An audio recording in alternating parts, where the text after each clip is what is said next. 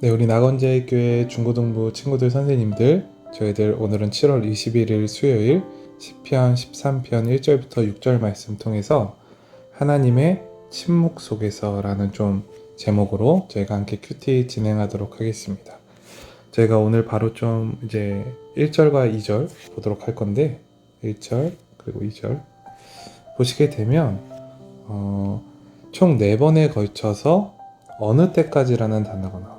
여기 보시면 어느 때까지, 그 다음에 또 어느 때까지, 그리고 2절 보시면 또 어느 때까지, 또 마지막에 어느 때까지, 이렇게 1절과 2절에 총 4번에 걸쳐서 어느 때까지라는 단어가 나오거든요. 우리가 이것을 통해서 좀 우리가 시인의 상태를 좀 살펴볼 필요가 있는데요. 먼저 지금 시인의 상태가 어떠한가? 첫 번째는 바로 나를, 다른 색으로, 나를 영원히 잊으시나이까, 그리고 어느 때까지 주의 얼굴을 나에게서 숨기시겠나이까. 이러한 부분들을 볼 때 이 시인의 상태가 어떠하냐면 바로 하나님과의 문제가 있어요. 지금 그렇죠? 하나님이 이 시인 가운데 응답을 안 하시는 거예요. 마치 하나님께서 자신을 잊은 것처럼, 또 주의 얼굴을 나에게서 숨기시는 것처럼, 그러니까 하나님과의 관계에 문제가 생긴 것입니다. 두 번째는 무슨 문제냐면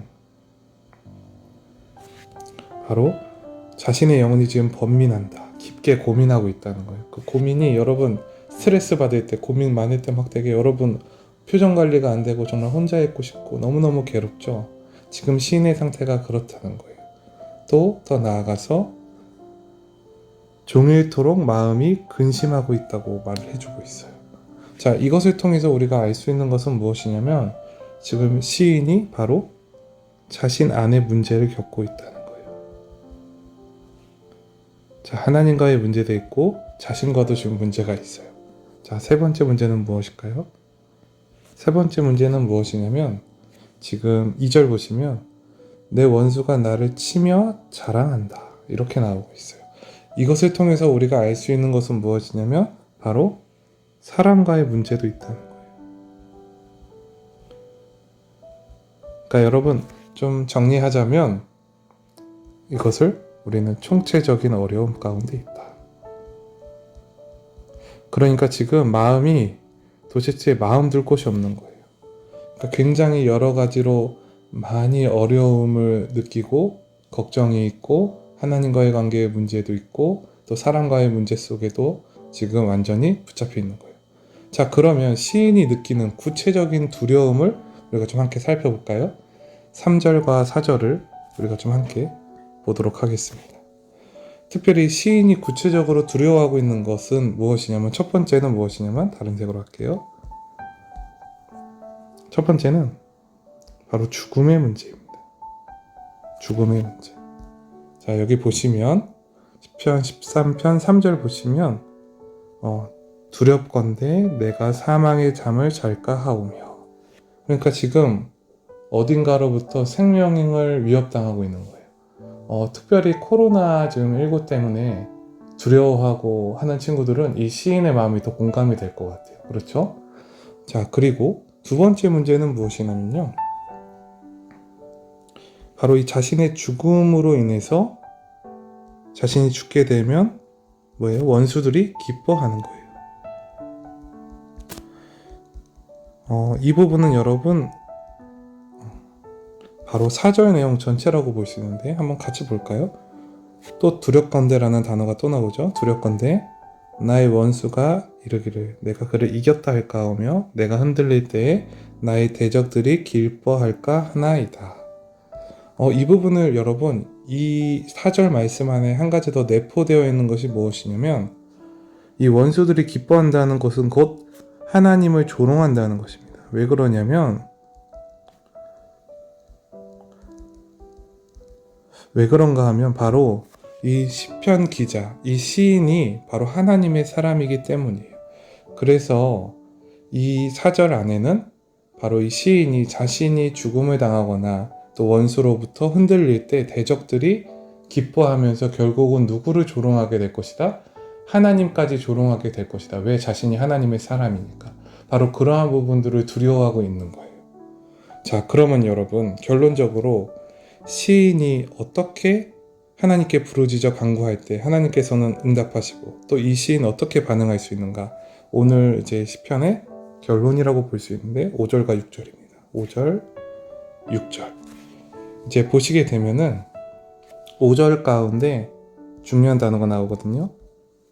갑자기 시편 기자가 마음을 돌이켜서 나는 오직 주의 사랑을 의지하여 싸우니.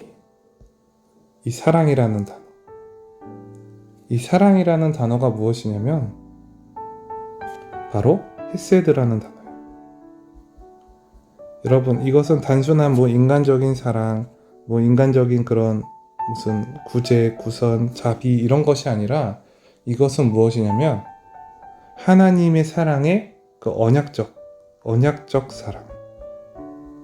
즉 신실한 사랑이라는 거예요. 이 언약적 사랑, 신실한 사랑이라는 것은 여러분 쉽게 생각하면 여러분 사람은 약속을 어길 때가 많죠. 근데 하나님의 약속은 100%. 자, 쉽게 생각하면 이 100%짜리 사랑이라는 것입니다. 바로 그 사랑으로 말미암아 나의 마음은 주의 구원을 기뻐합니다라고 지금 시인이 고백하고 있는 것입니다. 자, 여러분, 사실 1절과 2절에서는 하나님께서 내게 응답하시지 않고 침묵하시고 나를 버리신 것 같은 느낌을 고백하다가 이 5절에서는 이 시인이 기도하는 중간에 바로 이 하나님의 사랑이 다시 자연스럽게 믿어지기 시작한 것입니다. 다시 회복이 일어난 거예요. 여러분, 이 절수는 작지만 이 시편 기자가 그 괴로운 마음을 주님께 쏟아내기 시작하자 그 원수들이 저를 비방하는 것, 하나님과의 관계가 내가 단절되어진 것, 여러 가지 상황과 환경을 주님 앞에 토로하고 고백하기 시작하자 이 5절에서 반전이 일어나는 것입니다. 자, 여러분, 그러면 이 회복 가운데 이제 시인이 해야 될 것은 무엇입니까? 너무나 당연히 자연스럽게 일어나는 현상인데 그것은 바로 여호와를 송축하는 것입니다. 보시면 6절 볼까요? 내가 여호와를 찬송하리. 여러분, 주의 사랑이 믿어지고 그 주의 신실하심이 자연스럽게 내 마음 가운데 부어지기 시작하면 자연스럽게 뭐가 흘러나와요? 찬송이 흘러나오는 거예요. 자, 그럼 그 찬송의 내용은 무엇일까요? 이 부분이죠. 주께서 내게 은덕을 베푸심이로다. 주님과의 관계가 회복이 되어진 것입니다. 어떻게? 주님은 나를 외면하시는 분도 아니고 주님은 내 기도에 응답하지 않는 분이 아니라 주님은 내게 은덕을 베푸시는 분. 여러분, 찬양이 무엇일까요? 그것은 무엇이냐면 하나님이 내게 행하신 선한 일을 찬양하는 것입니다. 하나님이 어떠한 분인지 고백하는 것입니다. 바로 하나님께 그러므로 말미암아 영광 올려드리는 것입니다. 지금 이 시편 기자가 이 부분을 자연스럽게 주님과의 관계 속에서 나아가고 있는 것입니다. 여러분, 결론적으로 어려움 가운데 지칠 때, 힘들 때 우리가 회복해야 될 것이 무엇이냐? 사람들과의 관계가 원만하지 않을 때, 또 상황과 환경이 나를 짓누를 때, 경제적인 어려움을 겪을 때, 이런저런 상황들이 너무나 많지만 그러한 상황 가운데 우리가 해결해야 될 것이 무엇이냐면 결론이 뭐냐면 바로 하나님과의 관계인 것이죠. 오늘 우리가 다시 한번 제목을 좀 볼까요? 하나님의 침묵 속에서. 좀 다른 색으로 표시했으면 좋겠는데 지금 이 시편 기자는 무려 3가지 문제 겪고 있잖아요. 그렇죠? 이 3가지. 근데 시편 기자가 집중하고 있는 것은 뭐예요? 여호와 내 하나님이여, 나의 하나님이여, 나를 생각하소서, 응답하소서, 나의 눈을 밝혀주소서. 결론적으로 이 여러 가지 환경과 상황 문제, 사랑과 문제 있으면 여러분 사랑과 풀어야 된다고 우리는 생각하잖아요. 근데 이 시편 기자는 아닌 것이에요. 지금 여호와 하나님과의 관계에 문제가 생겼고 그것을 해결할 때만이 내 인생의 모든 문제가 순차적으로 풀릴 것이다. 그렇기에 1절부터 4절까지 주님께 부르짖어 솔직하게 마음을 쏟아내서 기도하고 있는 것이고요. 5절에서 응답을 받죠. 하나님의 그 놀라운 헤세드, 언약적인 사랑, 절대 반드시 이루시는 그 사랑을 내가 바로 그분의 자녀인 것을, 내가 그분의 사람인 것을 다시 한번 회복하게 되고 더 나아가 주님을 찬양하게 되는 것입니다. 오늘 우리 가운데 바로 이 하나님과의 관계의 회복을 통해서 모든 문제의 실마리가 풀리기를 주님의 이름으로 간절히 소망하겠습니다. 우리 하나님은 반드시 응답하시는 분이에요.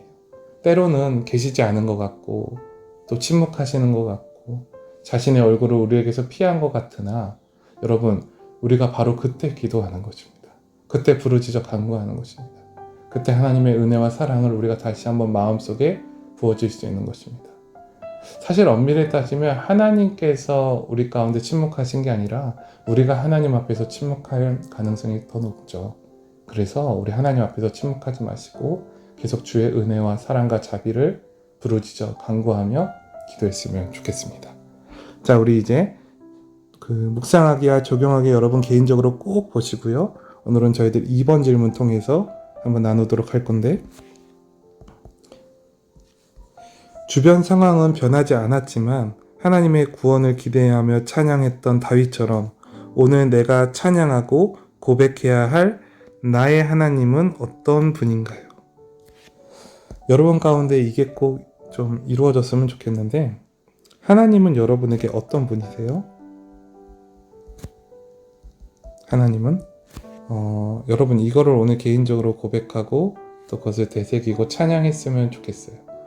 전도사님에게 하나님, 개인적인 좀 적용을 좀 해볼게요.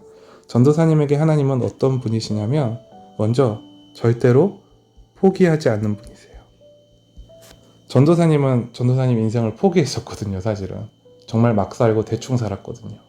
게을렀고 너무나 나태했고 꿈도 없었고 비전도 없었고 하나님이 살아계신지도 몰랐어요.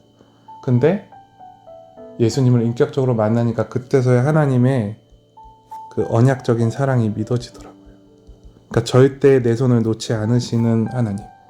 전도사님은 예를 들어서 이렇게 낭떠러지가 있으면 이렇게 몇 번이고 뛰어내렸거든요. 근데 이상하게 여기 바닥에 안 떨어지는 거예요. 알고 봤더니 하나님께서 전도사님 손을 이렇게 꼭 잡고 계셨어요. 그 사랑을 경험했거든요. 그러니까 이 언약적인 사랑이라는 것, 이 헤세드가 전도사님은 너무나 믿어지는 것이죠. 하나님은 내게 절대 나를 포기하지 않는 분, 내가 무슨 일이 있어도, 내가 사망의 음침한 골짜기를 다닐지라도 해를 두려워하지 않는 것은 주께서 나와 함께 하시고 그분이 나를 포기하지 않기 때문입니다. 그렇게 내가 이 땅 살아갈 때 하나님의 사랑 가운데 계속해서 주와 동행하기를 소망합니다. 이게 전도사님의 개인적인 찬양, 고백이 되는 거예요. 우리 친구들에게 하나님이 어떠한 분인지 오늘 한번 고백하고 써보고 또 묵상해봤으면 좋겠습니다. 오늘 침묵하시는 하나님 앞에 우리가 침묵하지 않고 사실은 우리를 두 팔 벌려 환영하시는 하나님의 사랑을 경험하는 그 햇새들을 경험하는 저와 여러분 되기를 주님의 이름으로 간절히 소망하겠습니다. 기도하겠습니다. 사랑이 많으신 하나님 아버지, 저희들의 상황과 환경이 여전히 변하지 않고 또 이 코로나19라는 상황 가운데 저희도 놓여 있으나 저희들 여전히 하나님의 구원을 기대하기를 원합니다. 저희 가운데 그 하나님의 헤세드, 그 신실한 언약적 사랑이 부어지기를 소망합니다. 그러므로 말미암아 저희가 상황과 환경, 관계로 인하여 하나님을 찬양하는 것이 아니라 상황과 환경에 관계없이, 관계에 상관없이 오직 하나님의 관계가 회복되어서 하나님을 높이고 찬양하는 저희들이 되게 하여 주시옵소서. 감사합니다. 사랑합니다. 예수님의 이름으로 기도합니다. 아멘.